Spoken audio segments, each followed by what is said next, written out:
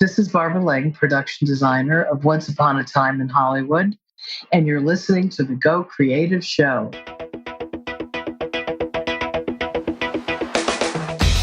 Hey everyone, my name is Ben Consoli. I am a director and owner of BC Media Productions. And this is the Go Creative Show, the show dedicated to creative professionals in the video production and filmmaking industries. Production designer Barbara Ling takes us behind the scenes of the latest Quentin Tarantino film, Once Upon a Time in Hollywood. Learn how she recreated a 1960s era Hollywood, her experience working with Quentin Tarantino, the challenges of shutting down Hollywood Boulevard, and so much more. The Go Creative Show is supported by Rule Boston Camera, Hedge.video, Shutterstock, Magnanimous Rentals, and PremiumBeat.com. Well, we have a show for you. I am so excited to share this interview with Barbara Ling, production designer of Once Upon a Time in Hollywood. The work that she did on this film is absolutely amazing. It's a really great film, and I'm sure most of you guys have seen it. And even if you haven't, there's no spoilers here, so don't worry. But we do dive a lot into the sets, how they were created, how they were shot, the challenges of shutting down major streets in Hollywood. And what you'll be surprised by is that there is little to none CGI in this. Quentin apparently did not want any CGI. So everything that you saw in that film was real. And Barbara gives us an inside look into how they got that done. And that's all coming up in just a couple of minutes. But before we get there, I want to talk about Rule Boston Camera. Rule is the place to go to purchase and rent your production equipment. But they've got some news because all throughout August, they're having a special event. And it's called, let me pull it up here. It is called Stay Steady in August. That's the name of the program. And why is it called that? Well, because they are offering 25% off the key gimbal stabilizers that you want. We're talking Freefly Movi Pros, the DJI Ronin 2s, Zhiyun Tech Crane 3, Zhiyun Tech Crane 2, and the Manfrotto Fig Rig, which I actually haven't heard of, but that's kind of that circular frame with the crossbar, and it looks really, really cool and great for traveling shots. So much stuff there. I'm going to put a link to it in the show notes, but you can also get there by going to rule.com, RULE.com, and checking it out. This is a great program running all throughout August 2019. You get 25% off those key gimbal stabilizers that you all want to get. That's for sure. So it's all there at rule.com, RULE.com. All right, let's dive right in because there's so much to get to with production designer Barbara Ling.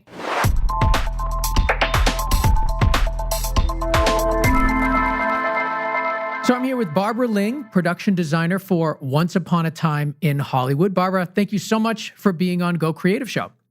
Well, thank you for inviting me to be on Go Creative. How can we not? It's a Quentin Tarantino film. I mean, this is highly anticipated. And I love talking to production designers because I truly feel like they are the unsung heroes. And not on this show because we have a lot of them on and we're always celebrating them, but I think a lot of times what you see on the screen that you think is the job of the cinematographer is really the job of the production designer.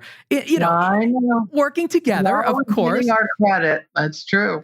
And especially in a film like this, because there must have been so many challenges recreating Los Angeles in the 60s and with all the sets and there's just so much to talk about. And I'm thrilled to have you on. So thank you once again. Good, thank you. Let's talk about how you got involved in the film. How did it all begin? Well, I, with luck, met Quentin back on when he was doing The Hateful Eight, and just had a great conversation with him. And sure enough, a couple of years later, he called me and said, "I've got this film. I want you to read and see if you would be interested in doing it." What was your reaction to the script when you got it? It was, well, first of all, you had to only go to, there was only one script. So you went to Quentin's house into his office. No way. Yes, everybody, all actors, everybody. And you read it there and then left it there. There was nobody took home a script. So, no, he was very top secret for good reason. Obviously, he'd had, a script published once before they made the movie. So they were very, very protective of that. Um, and it's a phenomenal read. It reads like a novel. He writes like no one else. He Yeah. doesn't just write a screenplay. He writes a novel. He stops and explains who that person is, and what they're doing, and sometimes even what they're wearing. And he is so descriptive that it's mesmerizing. You're reading this, it takes hours to read it because there's so much to read, not just dialogue. Um, uh, and you walk out just. I think it's probably the best thing I'd ever read. Really? I thought I don't even know how you'd ever speak about it. It took me days thinking about it to even then come back and actually have a meeting with him to talk about it, because it's so much in your head. Um, Similar, I think, to the experience of actually watching the film for the first time. If you go back to that film the second time, you go, wow, I didn't even notice that. There's so much that you're looking at and hearing and seeing that you are never bored going back. I've seen this film now 4 or 5 times, and it's still amazing to me. I'm mesmerized by this experience of you reading in his house. Like, is that unusual? I've never heard of that before, but was that unusual to you too? Office that's attached, so it's you're reading in an office that's attached to his home. But yes, I think for the first, for the I'm sure for actors, it's something more normal. But it certainly wasn't normal to me. But it was. I understood it. They weren't going to let the script out. They wanted one copy only, and everyone was scheduled to read that one copy. So, and when we, the last quarter of the movie was locked in there was only one draft ever written of that. Wow. And it was locked in a vault. And most of the crew didn't have a script. And almost all the crew had no relationship to the last 50 pages. So, no, very tightly held script. Now, where you're saying this is one of the most descriptive scripts you've read as well, how does that help you? Or is it a hindrance? Like, is there something about being too descriptive from a production design standpoint? Or was it helpful to see really what his vision was? Oh, no, it's incredibly helpful because you see, what is alluring to him. You see what's alluring to the character that he's written, how this guy walks through an area or what area he walks through and what kind of car he's, attracted to. It gives you an incredible sense of character, which is what the design, is about. You're in the world that you're in, and you have these characters that you are creating worlds for them, their homes, their offices, their trailers, whatever it may be. So you're getting right up front, kind of where Quentin's coming from. On who this character is going to be. It's not it's not one having to have a conversation about, well, who was Cliff? Who was Rick? You have an incredible sense already by the time you have read that script. And then you start to fill in with all the things, that you can bring back to the party, so to speak. Particularly of LA at that time period and what areas. But Quentin, he's a novelist who writes screenplays. Yeah. Yeah. All right. So you're reading the script and right away you're saying, okay, I need to recreate Hollywood in the 1960s. I'd love to know about how you begin that process, because I'm only thinking, just the challenge alone of just getting a street that's available to you to shoot in LA, let alone having to completely recreate the entire environment.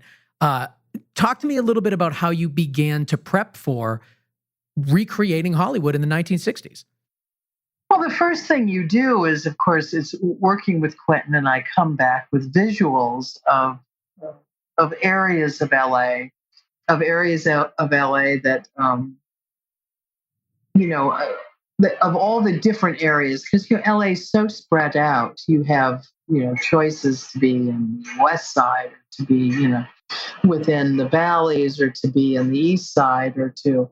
And once we found the points that Quentin really wanted, absolutely Hollywood Boulevard, Westwood, we knew was a very intringent area. Um, Other parts of Hollywood, the streets of Hollywood, pieces of Benedict Canyon, certain areas, the Wilshire Corridor. Then it goes into, and it's working with the locations heavily. Yeah. Of course, Rick Schuler was our location manager on this and was fabulous and had an incredible team. And, it's going in, the fun of Quentin is that he wants to be part of it very early. So, you're getting in vans and we're going over to Westwood and getting out of the van and walking it so that he can feel, the walk he wants the actress to make, or the walk, what elements mean something to him. And then once, you have a sense, these two blocks, both the theaters, the corner, then it goes to Rick's side, where he has to start getting the permissions, first from the city of Westwood and from, each, the owner of each building. And in the meantime, I'm back at the art department working with a fabulous researcher, Lance Melbone, who, we're getting as much research of what was there, and to make sure that we're in the right, the Hamburger Hamlet was where the Taco Bell is. The Stan's Donuts was always there, but it had a different facade. And then we come back and mush together with locations and say, I want to do this. I want to put this back up here. The theaters have to have, the theaters are all LED marquees now. Nobody has the old backlit plexi with the big letters that glow in the dark. So we had to rebuild and put facade, reconstruct the marquees of that era. So then it becomes locations in nonstop negotiations. And yes, you can do this, but we can't do that. So could we do this instead of that? And it's a breakdown of a lot of things at the same time as you're quickly designing, and you're knowing that you're going to have to pre-build everything and then put it up on the building. And then you have your third and the icing on the cake layer, which is Nancy Haig, my set decorator, and her team, who then, if we put a facade of stores back up, she then dresses the stores to be what that was. So it's a layering and, interdepartmental, endless nonstop meetings to try to kind of get all of this going, and to get the delicate permissions to do what we had to do without impeding or closing down people too early, because that's, of course, a big thing. If you're Hollywood Boulevard's a classic case of that, is that, this is a heavily touristed area, very heavily touristed. Every single day, 7 days a week, every day of the year, there is huge tourism on Hollywood Boulevard. And when they went to get the permissions to close that down, and Quentin was generous enough to go with Rick Schuler and locations to address the Hollywood Chamber of Commerce and the city councils and plead the case of, I love Hollywood and I want to put this back. This is the foundation of me being, he did a very impassioned speech of, where the roots of his filmmaking came from. And they gave us permission, which was very unique because it was a big impact. We could not do all of Hollywood Boulevard at the same time. we had to cut it into two sections and give a couple of months in between, because already we created the biggest traffic jam in history. But it would have been beyond a traffic jam if we tried to take more blocks. We took 4 at each time, or it would have just been it would have been unbearable traffic-wise for the city of Hollywood.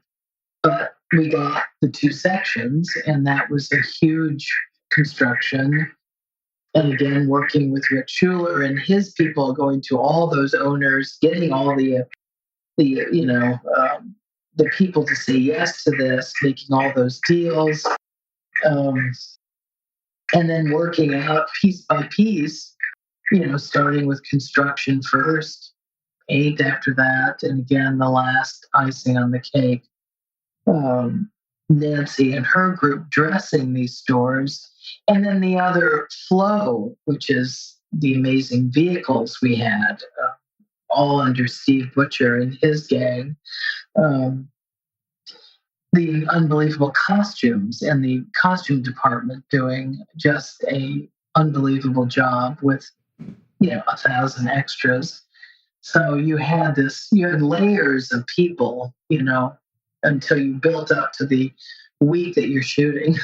Oh my God! At night, when everything's there, and all the marquees are on, and all the neons on, and the people are walking, and the cars are driving, you just go, "Wow, 1969." So, that moment of just kind of seeing everything come together must just be. It's such a great feeling to walk on your set and be completely transported back in time. I mean, that's got to be amazing. No, it's why you're in this job, is for that moment, for that incredible moment when everything's lit, right before action's said, and you are just back in time. Completely. Yeah. I can imagine that so many people want that Hollywood Boulevard in their movies and just can't get it. I mean, that seems like it would be incredibly difficult to get. Is that the case, or do you find that it takes enormous amount of the negotiations are just endless, because it's so many people. The board isn't going to say anything to you until they see that you have signatures from all of these owners. And every building has an owner, and then there's the guy who owns the store, and then the guys who have the apartments above the store, and it's so the labyrinth of work that Rick Schuler, our location manager's department, had to do was unbelievable. And then once you've got enough people, then you go to the city and say, please, can we, for this night, close Hollywood Boulevard for these times? And I think the great thing was that Quentin is, an incredible speaker, and he's an incredibly passionate human being. Yeah. And it's why even the crew that he has is incredibly passionate about him. Most of them have been with him for years, because he's just electric in his passion and this to him was his opus to growing up in Los Angeles and all the things that made him a filmmaker. And so you needed him to be able to be there in front saying, this is what everyone thinks Hollywood, I want to bring that Hollywood back. So, and, we were careful. It was like a military machine, how we had to do this in each department. And as far as I know, we had no complaints, that people were actually thrilled, store owners, to be part of it. And, everything got back. And, people wished we could have left what we had. But yes, they must have loved it. Permanent. Yes. So, but we did give people fun for a little piece of being able to be in nostalgia for a week. So, yeah.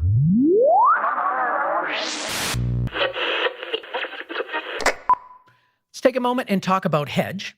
Hedge is a backup software for filmmakers, and it's super easy to use. It allows you to make multiple backups on set easily because you can import multiple sources and send it to multiple destinations all at the same time. So you really don't even have to think about it. But the most important thing about it is that it's professional software for professionals. Before I was using Hedge, I was just dragging files all over my Finder. And that is not the way to treat your media. In production, your media is gold. That's your currency. That's what it is. That's what you're doing. That's what you're working towards is media. And you have to treat it with the respect that it deserves and using professional software to manage and copy this stuff. It's just so important. So I suggest you go over to hedge.video/Go Creative Show and just check it out for yourself. This is the software you need to be using for your projects. And you get a 20% off discount of the full license by typing in Go Creative Show in the coupon code. And that's a great opportunity right there for you. But they also have other licensing available too if you don't need the full version. But go over there, check it out. They're always updating their software too. In the most recent version, they added filtering and renaming, which we don't have enough time to get into, but you can learn about it over at hedge.video. But basically, it's offering you a lot more customization on the metadata and also the way that your files are backed up. It's just so much better than dragging files around your Finder. You shouldn't be doing that. We're all professionals here, let's be honest. And we need professional software for our media, and that's what Hedge is. So go to hedge.video/Go Creative Show. And lastly, let's talk about Magnanimous Rentals. Magnanimous Rentals is a rental house in Chicago, but they ship all over the country. And the best part is their prices are unbeatable. Unbeatable. If you guys haven't checked it out yet, now's the time. It's one of the sites I go to every single day. Why? Because they have these things called flash discounts.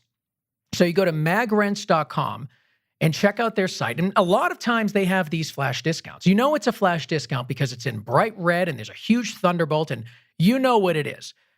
But the most important part is that the flash discount is steeply discounted items. I mean, sometimes up to 50% off. That is no joke. Right now, as I'm on their site, they've got a Red Scarlet W. They have a Leica Summicron kit, all on flash discounts, an iDirect on flash discount, and a couple other things here too. And the prices are unbeatable. I mean, they're mind-boggling what they're able to do. I've rented a couple things from them now, and it's crazy how they have a sky panel on there too. So that's what you got to do. Go to magrents.com every single day and check out what's available, and especially the flash discounts. Now, the best part is it's only a limited time. So, you have to take advantage of the flash discount while it's happening. But your shoot can be any time. But you need to place your order during the time frame that the flash discount is around. And they have a countdown there, so you'll know how much longer you have to make the choice. But really, you need to make magrents.com a stop that you go to every single day because there's so much great stuff there. You guys are going to love it. Head over there to magrents.com and see what they have to offer. magrents.com.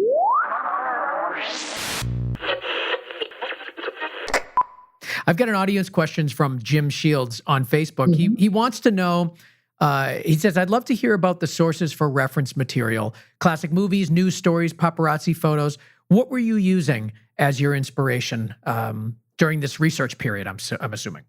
Well, we had a great, as I say, Lance Mabon. And what Lance did is we first started with all the archives that you can get into, the libraries, all the newspapers, LA Times, the old Herald, all the archives that he got into for them.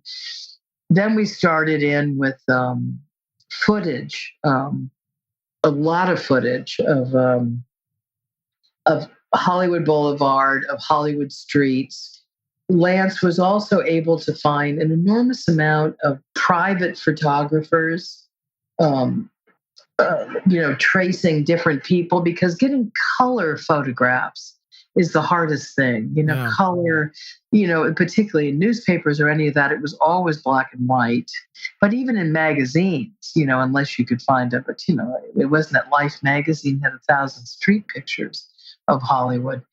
But movies were pretty great, and footage, you can go on different, just footage like Getty footage, and find sections of Hollywood Boulevard, 1968, Hmm. and then we went to films. Quentin, of course, as you probably know, owns the Beverly Theater. And even though that his theater was under renovation, they just threw sofas into it because all the chairs were gone. And he would play for the crew, once a week, a 60s movie. So we also watched 60s movies, which was, Wow. another, oh yeah, Quentin loves immersing everybody. We location scouted to KHJ. Every time Quentin got in the van, he popped another KHJ tape in so that we listened to the time period with which our movie is shot. Those days and that week, is all he had every KHJ all day long. So, it was always immersing, but footage was very good for color. And some of these private photographers who had great shots that were that were good stills and good negatives that we would work with. So Lance, I give a lot of credit to digging very deep into not just archives, but also personal. And what's good is that once you meet one guy, then there's another guy. Oh, you should talk to so-and-so. He used to shoot, stuff on the boulevard. So it was a lot of research, but a really difficult researching in one respect. It is interesting how color is kind of not so, you go back a certain amount of time and you realize color kind of only came in the late 60s. Yeah.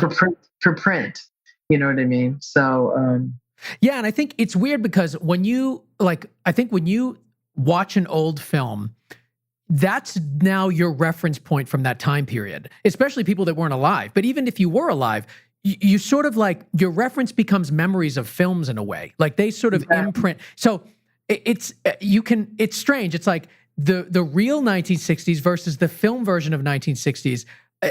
I'm sure there are differences. I wasn't alive then, so I don't know. But I'm sure there's differences that you can play off of.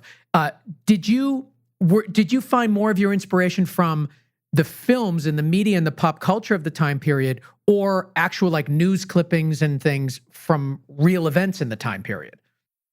Well, it's interesting because both. The irony is when you saw a real event and you had a photographer just shooting all around it, be it a funeral or whatever it was, you got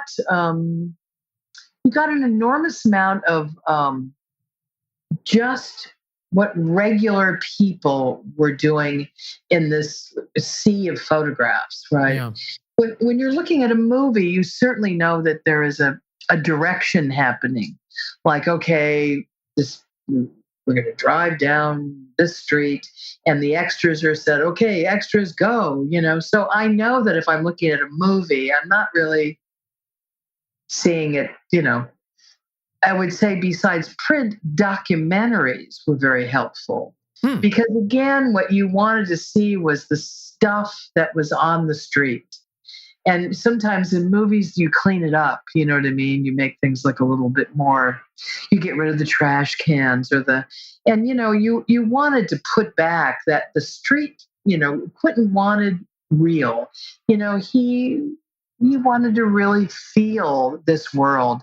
He wanted to be able to stand with his actors, feel the world, and then be able to say action rather than, okay, we'll pretend that's over there, which is why he wanted no CGI, no plates, no green screen. There's nothing, not even extensions, nothing at all? No, the only thing is we occasionally, he would allow us to wipe away something so they could take out a building. If you were doing a vista and there was a brand new tower, sure, that would be. But no, this is a very non-CGI movie, because it just he wanted to really feel and smell this world, not not have it be something that could be painterly, so to speak. Yeah. So it is interesting, the difference of, even with Hollywood Boulevard, is looking at what Hollywood Boulevard is. And there's great documentaries too. and usually the documentaries are about something like, there's a war protest, but then the documentary just shows people walking down the street, and you would say, oh my God, I forgot all about those weird trash cans they used to have, or the newspaper things, or the newsstands, which you forget that LA, similar to New York, had newsstands everywhere. They were, that's how people went and bought their papers and magazines. Yeah. They didn't go into a CVS because those didn't exist. You bought them, at these fabulous newsstands that were built on sides of streets. So all of that it's why with print and with documentary, you get a lot more flavor in a way than you do by just looking at a movie. But the good thing with movies is that you're always seeing LA, especially this was a driving movie. I mean, LA's always about driving. So for Quentin, it was about the motion all the time. You're never just in one area in LA. You're always driving to another area. If you're in Benedict Canyon, you're driving over the hill to the valley, or you're driving over to Hollywood. You're always driving. It still is that way. We just don't drive very fast anymore because we have such bad traffic jams. But you could actually drive in 69, and get somewhere pretty quickly, I don't live in the area. I've been there a bunch of times, but I mean, just that was something that I was thinking when I was watching it last night. I'm like, this day will never exist again. Being able to just get through the city. We actually have an audience question related. Travis Wares on Facebook is asking, curious about all the driving scenes. How did you shut down the freeways and fill them with period cars? We sort of talked about this a little bit, but my question sort of related to this was, and I think you may have answered it, I was assuming that at least some of the driving scenes were CGI, but now you're making it seem like there's nothing at all. So every scene is real world, and they were not easy to do the freeways. Yeah, tell us about how that worked. We found certain sections, like there was a section of the Hollywood Freeway when you get on and around Bronson that still had the buildings. You had a good, so we could, okay, if we get on the north and we drive this far, we can get this section. I can put a couple of the signs back to what they were. And we can put, a couple of period little billboards and so forth. So, and then it was, of course, Rick Schuler and his department having to deal with the city to say, okay, after rush hour, before noon, you have 2 hours. And the first thing that happens is the cars are all ready, the period cars, and they're in a long line. I mean, you couldn't believe what it was like to do the freeways. And then they would go, okay, period cars, go. Then it was, get Cliff or Rick, whoever was in the car, get them in the car, and okay, now go. And, camera car moving. And we shot all of that. There was no CGI. We got closed freeways on the west side of town, out by the coming off the Marina Freeway, because that was a bigger impact because I had to change the overhead freeway signs, which is no easy feat, back to the period signs at that time. And we had to put, because it was night shooting, we had to put period freeway lights on. And that was no easy feat. So we got those, but that section we got closed for, I think 8 hours. So on a weekend, and ending a late weekend night. So, but all the freeway stuff was done in different coordinations. We got pieces of the freeways out on the way to the Spawn Ranch. We got a few pieces of those freeways that they got closed down also for very short periods of time. So you had to work fast, then get all the cars out and then go. So, but it was important for Quentin. He wanted very much, freeways you could drive and actually get places quickly on. So besides the streets, he wanted freeways. And I think we did a good job with it. It was fast, though. It was guerrilla warfare. You certainly did. I mean, Just a couple of hours? I mean, I know you had 8 hours for that the section. Hollywood was that was the tight sequence, the Hollywood, because that's literally the Hollywood Freeway right in the middle of Hollywood. Yeah. So, and we created a horrible traffic jam. If it was my decision, I'd probably be like, no, you can't have it. It's like, everyone's going to be pissed at me. And many things they did say, no, you cannot have it. But they cajoled them on that one. And they said, we'll do it so fast. Well, no, there is no fast. You're still doing it. And you're still having an entire freeway on the other side going, hey, what are they shooting over there? Exactly. And so they slow down. So yeah. I doubt they'll probably allow that on the Hollywood Freeway to happen again too soon.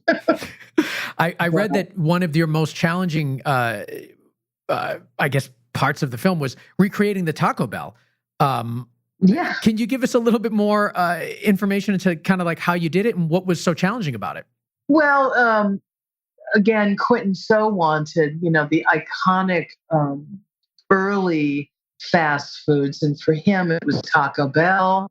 And the original Der Wiener Schnitzel, when it had the Der on it, now it's just Wiener Schnitzel. They took the DER off.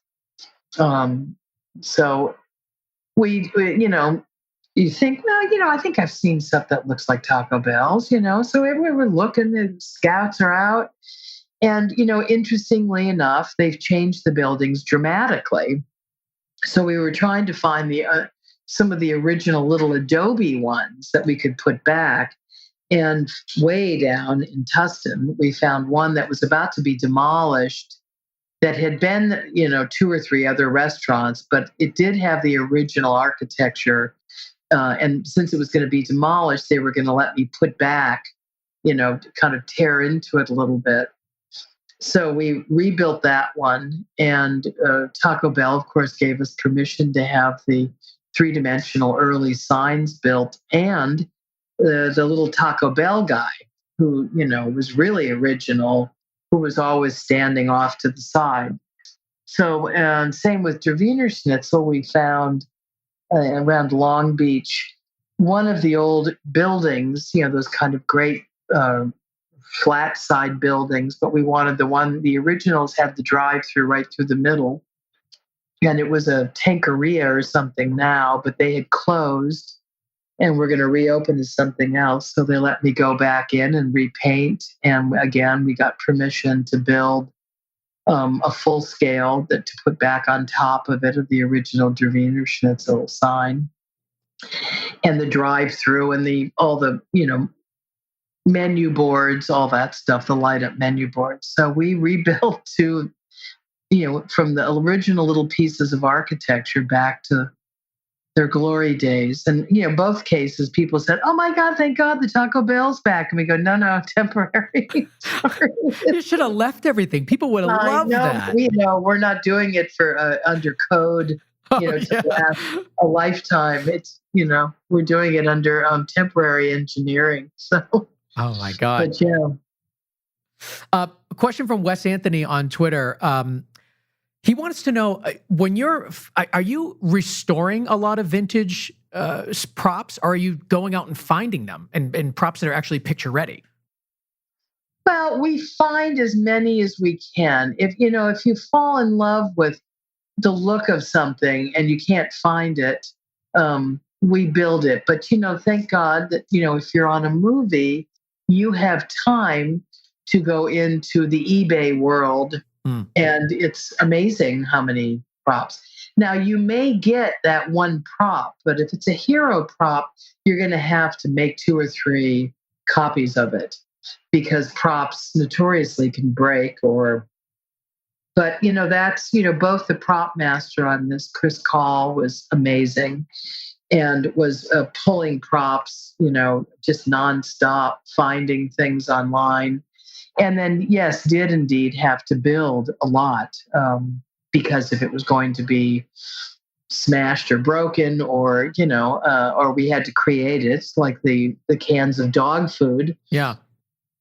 Which was Quentin's, he had in his head, kind of an idea for that and that they'd be oversized and that they'd be a type of logo. So it's all those were built and created for the for the movie. But in set dressing and propage, if you can find something that still, looks great, we may not have, we found beautiful couch pieces and so forth.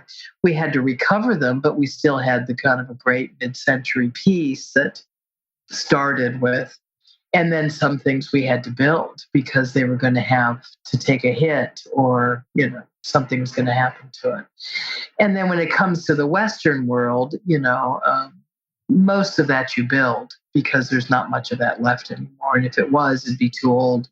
It'd be 1800s and probably too old to use. So a lot of that is recreated on the Western sets. Yeah, you basically had like 3 movies going on in this movie. Oh, yeah. I mean, there probably more. I mean, the Bounty Law set, I can't remember the name of the movie, but the flamethrower movie, something Fists, like 14 Fists or whatever that was.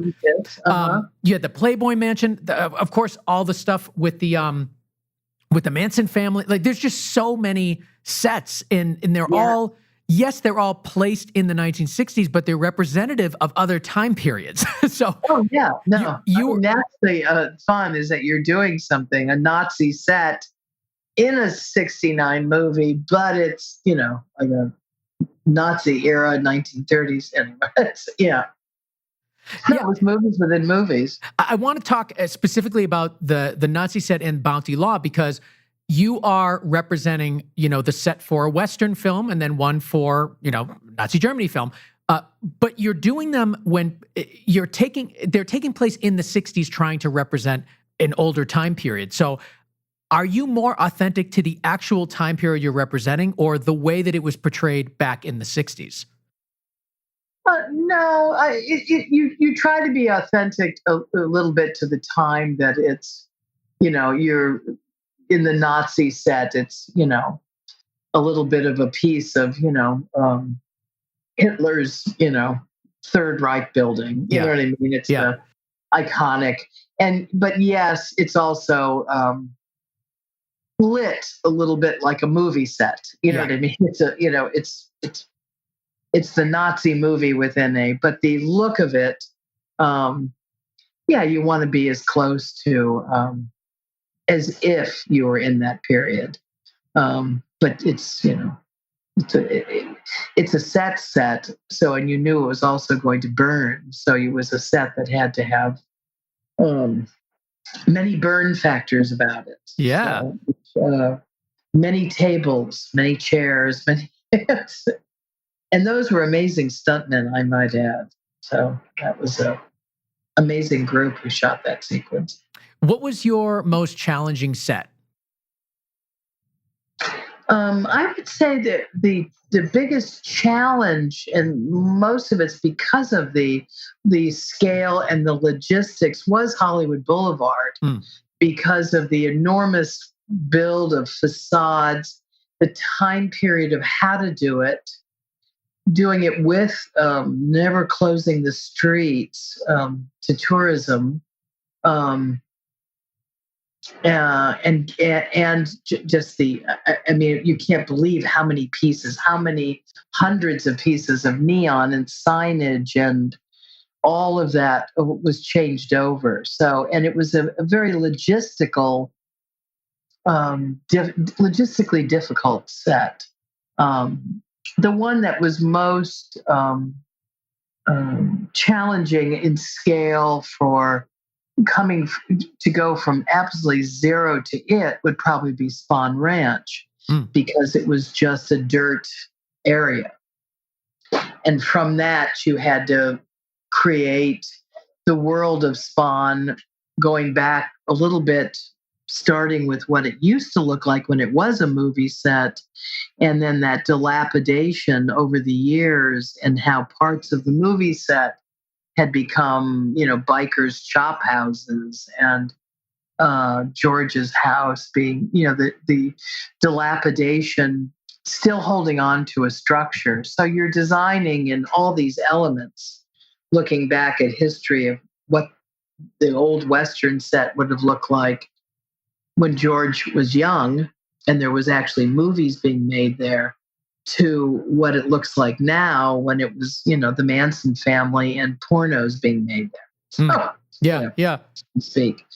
But that was a difficult set because you were in the middle of kind of nowhere, Santa Susana Pass. It was an empty park service area, and having to kind of plot it out and figure out where corrals would go and where all this would go. So it was exciting when that all came together, so to speak. But it was a hard one, a very hot area. So it was a very long, very warm period of time for all the carpenters and people working out there. You had short days because it was, of course, one of our hottest summers, needless to say. They could barely keep standing.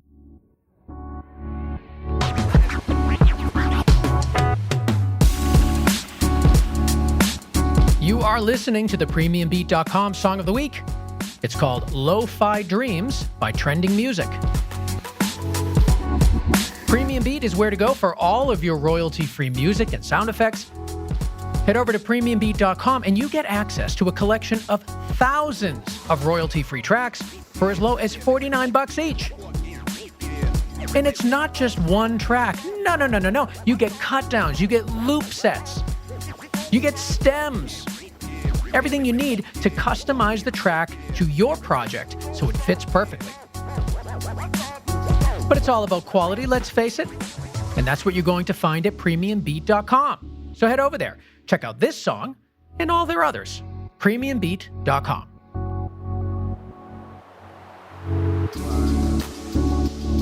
And lastly, before we get to the remainder of our interview, I want to talk about Shutterstock. Shutterstock.com, of course, you know them for stock footage and music and their great blog and photos and all sorts of stuff.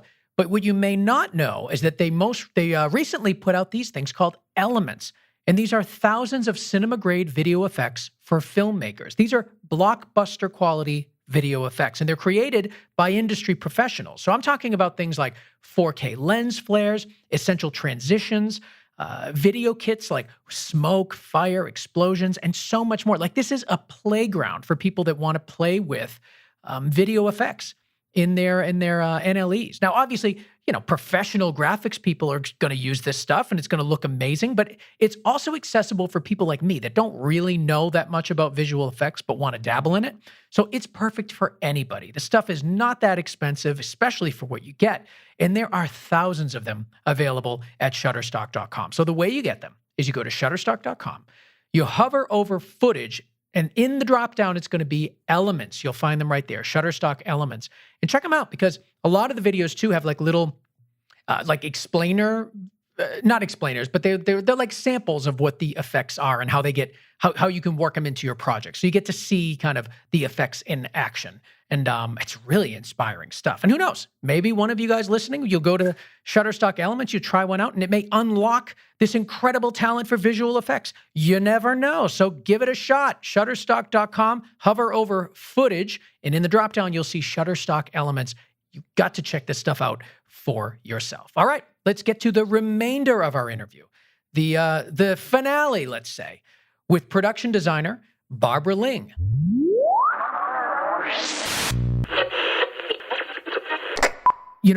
I think your work is really, really beautiful. I mean, you have a string of just some of the most iconic films in the 90s as well, all the way up until today, of course, but you've got, Fried Green Tomatoes, Falling Down, The Doors, another LA recreation right there, Batman and Robin. I mean, it goes on and on. Your work is really, really excellent.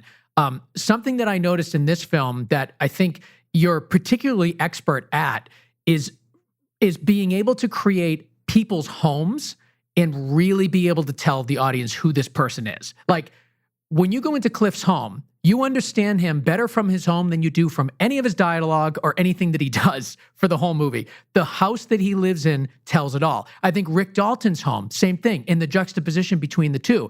I think, you do a great job of filling people's homes with items that explain their personalities. And I'd love to just get a little bit of insight into how you're doing that. Well, an enormous amount of it is of course, talking with Quentin, because Quentin really knows these characters. He's lived with them. So, and he knows them so well that we will come to the set as Nancy Haig, my brilliant set decorator, and I are there, and he'll have a little box with him of some pieces that he feels from his house that were always a Rick thing. So, Rick's bar has pieces of Quentin. He loves that part of filmmaking that he can put a little thing himself into, just a cup, just a mug, just a whatever it is that speaks to him about the characters he's created, which I just love about him. That he loves that. I've never seen a director be so. Of course, you have to see Quentin's enormous collection in the world. He has a collection that's, museum-like, and I'm sure he will have a museum someday. Yeah, he has a magnificent poster collection. So, even in Rick's, we had a saddle, and Quentin said, "I know, but I want to use a saddle I have because I think it's more." So he'd bring his saddle. Wow. But his posters, we created, of course, Dalton's posters, but he had a fantastic Hopalong Cassidy poster, and Quentin just said, "Yeah, I just think that'd be perfect." Let's put that one. He's very part of his characterization on everybody. So he loved in Rick's. We created this bar, that was just that kind of bachelor Spanish, style bar. But Quentin had certainly ideas of some of the barware and pieces, and a couple of the posters. And, almost all the posters we made in the movie come out of, it's Quentin's head. He loves Italian, and he's one of the great collectors of Italian movie posters, and the Italian illustrators who did those posters, particularly through the 50s and 60s, the Westerns. So when we were doing Rick's character, which of course he's written him into this, doing spaghetti Westerns, he would say, "Here's the movies," and Quentin would here's the movie title, here's the people who did it. And then he would say, "I need to have illustrators for it." We even on two of the posters found one of the last of the great living Italian illustrators who's in his 80s. And we reached him via email and asked if he would be interested in doing an illustration for one of Quentin's posters. And Quentin is well known in that whole world as being an avid fan of their work and of Italian Westerns and all of the great directors that they worked with. And he said yes. So we had two of the illustrations done for Leo's posters from him, and then a few other ones were done by other illustrators that are here in one in Germany and a couple of them in America. So, but those were really close to Quentin's heart, is those posters, because it's something he knows quite well, and he has an unbelievable collection of, which someday hopefully people can see, because it's staggeringly beautiful. Did you shoot in the actual Playboy Mansion? We did, and that again took Quentin to get it. The new owner had it completely under construction. There's a lot of work they had to do, so it was under construction and empty and things happening, and it took a long time to get him even to say yes to meeting. And he said, "Well, I'll meet with Quentin." And once Quentin said, "I just can't not have that real drive up. It's just, we could make it somewhere else, but it would be," and we got it. And, he was great. He let me put back, kind of the front, the greenery and the lighting, the theatrical lighting that was always done for the parties, and the backyard, the same thing. We put back a lot of greens and theatrical lighting around the pool and all that, and recreated kind of some of the party look on the lawn. And we didn't shoot a lot inside, so we but inside was never the area of the foyer and stuff. Was just basically big fabulous pieces of English furniture. So we did justice to putting it back to what I think, particularly then in the early part of the mansion, it looked like. So the movie is just an absolute blast to watch. I mean, you really Quentin has a way of making you feel like you are in the movie. They are all consuming. They take over your mind for the 2-3 hours you're watching it. They stick with you afterwards. And I think this one in particular, like, really felt like I was there. The authenticity is incredible, and in large part to your hand. And it's really, really incredible work. In our last couple of minutes, I'd love to just get a little bit insight from you as to how can someone sort of break into this production design industry? For listeners that are kind of into this, that maybe are just starting out in their career, where can they go for inspiration? Should they mentor? Are there, schools that you recommend? Just what's a way to get into this production design field? Well, I think the greatest thing you can do, particularly if you're starting out in this world, is to get onto a movie set. Be it even if it's as a PA, whatever, I can't tell you how many art department PAs years ago I had who are now art directors. So, It's the one good thing about being on movie sets and being able to be, and like I said, being a PA, you're seeing it all. You're part of everything, and you can try to be a PA in an art department or a PA and, costumes, whatever thing attracts you. But even PAs I had in art department ended up being so drawn to editing, because they would be delivering stuff to the editing room and they just go, the more all of a sudden they went into the editing world. It's a way to see what everybody does. Yeah. It's a great way to learn. And from that, you make your avenues in, whether you're even in an art department. You may end up wanting to be a decorator or a prop master or the graphics or if there's one thing I can say is that really to get on sets is a great thing. And there's always work to be needed. So, and I mean, even TV sets, whatever you can get on, it's a way to learn by doing it. And then you can grow from that further if you want, but there's hundreds of PAs on every film. So it's a world that's accessible, to tell you the truth. Perfect. Now, you've had plenty of time to think. Are you prepared to answer our question about the piece of equipment or the item that you take with you on every shoot?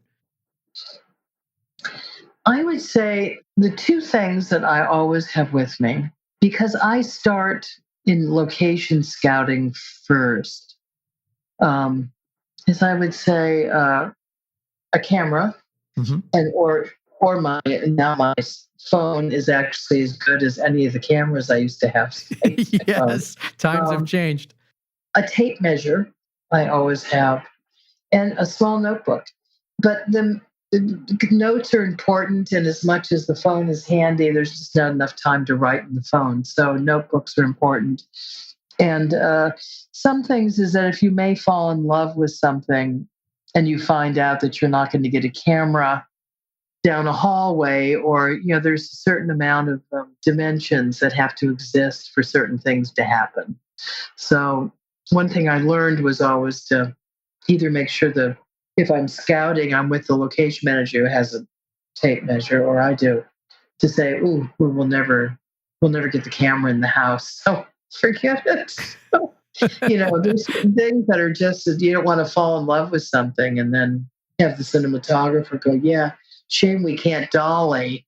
So, but I think, camera is the most important of anything, because it's really for your own purpose. It's recording what you are attracted to in that environment rather than just location pictures.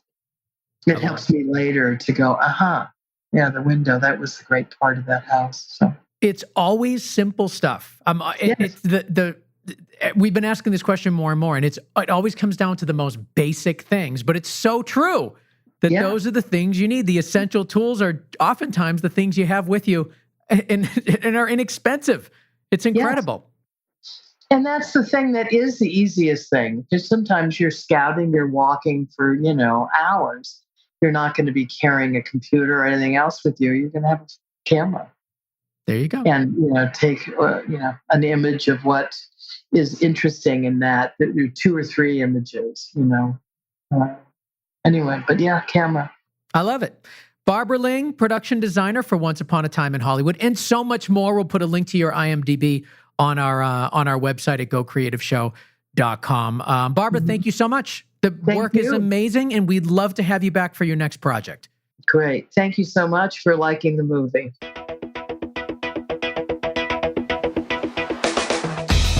How cool was that?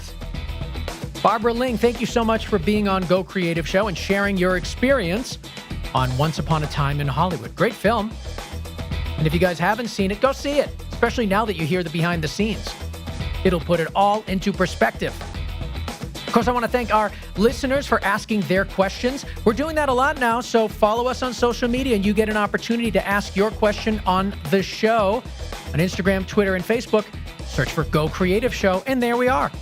I also want to thank 2 people that make this show possible. Matt Russell, who mixes and masters and makes the show sound so good. You can find him at gainstructure.com. And our producer, Connor Crosby, over at ignitionvisuals.com. Without those 2 people, the show wouldn't exist. And you know who else I can say that about? Our sponsors. Of course I can. Our sponsors are amazing. Hedge.video, Rule Boston Camera, Magnanimous Rentals, Shutterstock, and Premium Beat. Support those that support us, and we'll keep cranking these out week after week. See you next time.